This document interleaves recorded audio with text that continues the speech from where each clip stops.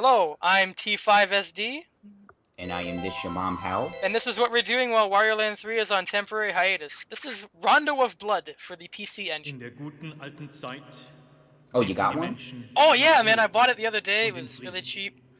No, not really. But this game is pretty rad, I think. So what do you know about this game? Quite a bit of it, but never played it. Like, I know so many ins and outs, and Yeah. basically, yeah. So I can't translate this intro. This is one of the few things that isn't going to be closed captioned in this run, as I'm going to be adding subtitles to all the cutscenes. So when you people watch the video, you'll see it. And everything will also be in 60 FPS, which I recommend you watch so you can actually see the flickering sprites. Because those do come up in later fights, and one boss actually is entirely flickering, so I have to render that out in 60 FPS and 720 to upload it. So this game was 60 FPS? Yes. Basically, there's a boss that always flickers, and 30 FPS can't capture that. So what happened is he just turned up invisible, so I have to render it in 720p 60 frames per second to have him show up in the video. But yeah, there's Dracula being revived by a bunch of knights. The basic transition of that intro is this guy speaking in German, subtitled by Japanese, saying, "Oh, there's good people in the world, but now there's bad people, and they want Dracula." And he's like, you can take the form of mist, a wolf, a bat. So you can tell a lot of Symphony of the Night came from this game, and you'll see quite a bit of that when we play, as we go through it. Oh. You know, as in, literally most of the sprites from this game are in Symphony of the Night. Well, you know, if it's there, why not reuse it? Asset reuse has been a classic in Metroidvanias, so I don't think a lot of people are really shocked. Like, just look at the later, even some of the later Metroidvania entries reuse sprites, like 20. But here's Rondo of Blood. What's the player wants it? That's actually the level select code in this game, which is also, fun fact, piece of trivia. The level select code from this game is the same code to get the luck in Symphony of the Night, the luck run. It actually shares. So they actually referenced this game's level select code. Does Help Me actually do anything in... No, that's only in Dracula's Curse, the US release. Oh, not in the Japanese. Oh my god, Richter. Yeah, this game has a very different art style from Symphony of the Night, so I can imagine a lot of fans that came from this game to Symphony of the Night are like, what the hell is going on? This is kind of like DOS video game anime kind of thing, like... I'd say like early 90s anime is what this reminds me a lot of. Including Annette, who, she had pink hair when she first debuted in this game. The sequel to it, Kumajo Dracula XX Vampire's Kiss, or as we know it in the US, Castlevania Dracula X, changed Annette's appearance entirely, and that became the canon appearance following this game. But this is her first appearance, and she has pink hair. Perfect. Well, I don't know, it's whatever you want to think of it as, it's anime here, that's what I call it. She basically got blonde hair in the later. Richter looks like it seems like he looks like somebody you know. You know, Street Fighter, maybe. Okay. Yeah. I love the digitized voices in this scene, by the way. So, each stage has a little subtitle to it. They're in mostly Japanese. This one's just prologue, so this is one is in English. Oh, hi there.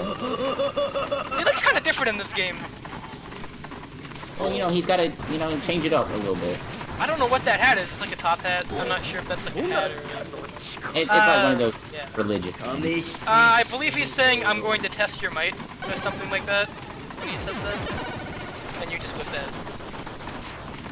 And the next thing he says is...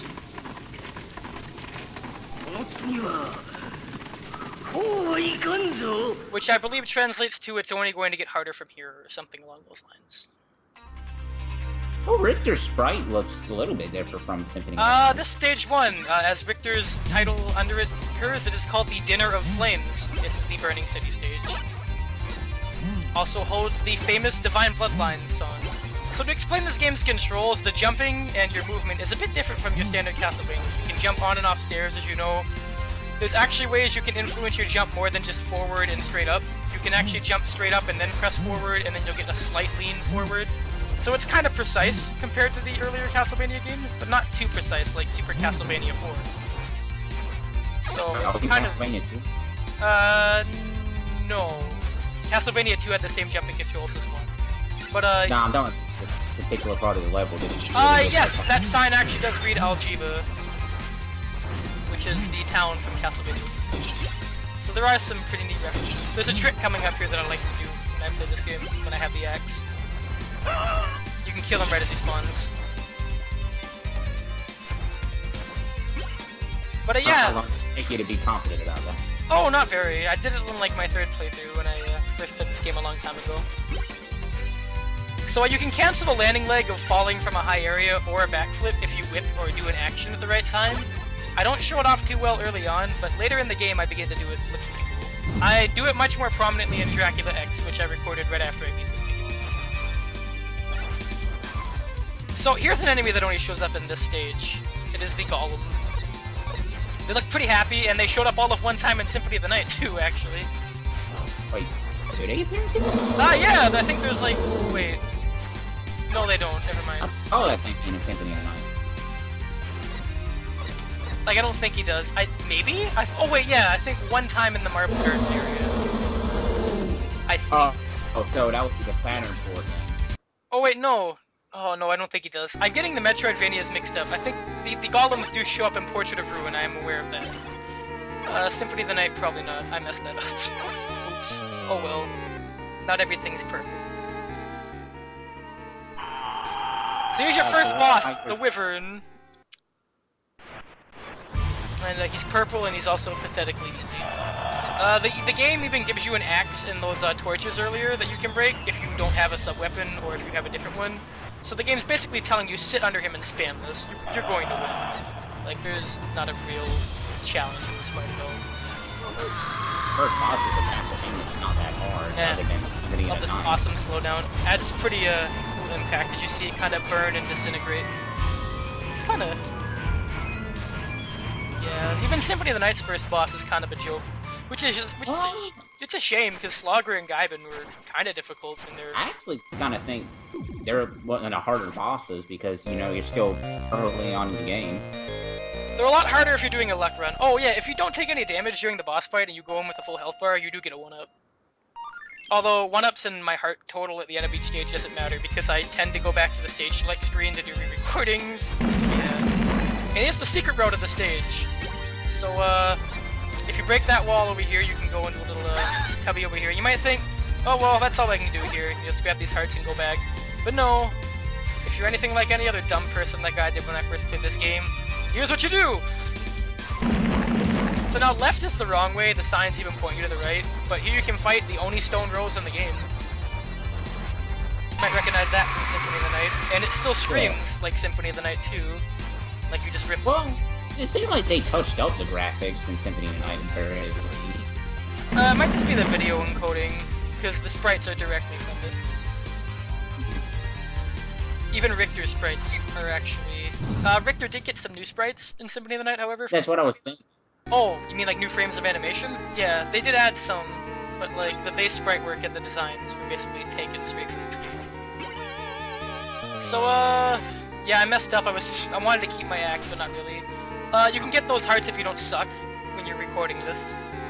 You generally want to jump on there on like, from higher up from there, like that, but whatever. I don't really need the hearts for this boss. It's not a very difficult boss. He is more difficult than the Wyvern. I will give it that. This boss may kill you on your first attempt. Maybe, if you're like a first time player. So in each video, you're just going to show each of the secret paths? Yes, for every stage. Okay. Every single stage gets both of its routes. So this boss is the, I believe it's the serpent or something like that. Water serpent, water dragon. You just have to whip him in the head. On the back, though. No, sadly. All you do is whip him in the head. That's basically it. This attack is really annoying. I usually get hit by it at least once.